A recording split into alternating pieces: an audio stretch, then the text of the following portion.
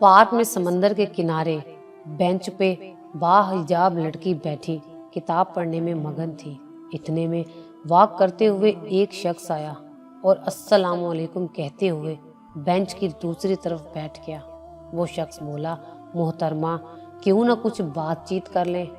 सुना है इस तरह वक्त बआसानी कट जाता है और साहिल पर बैठकर बात करने का कुछ अपना ही मज़ा है। लड़की ने किताब से नज़र उठाकर उसकी तरफ देखा और कहा, ज़रूर, मगर आप किस मौजू पर बात करना चाहेंगे?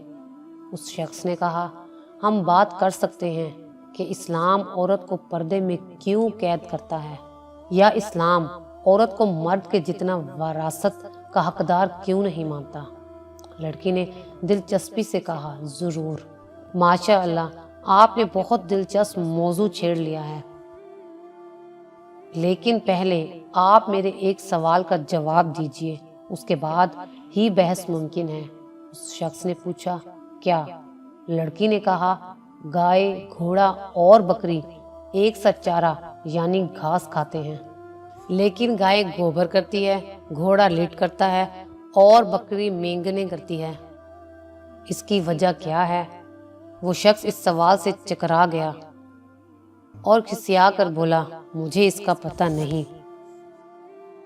इस पर लड़की बोली, क्या आप समझते हैं कि आप अल्लाह के बनाए कवानीन, पर्दा, वरासत और हलाल व हराम पर बातचीत या बहस करने के अहल हैं, जबकि खबर आपको जानवरों की गलाजत की भी नहीं?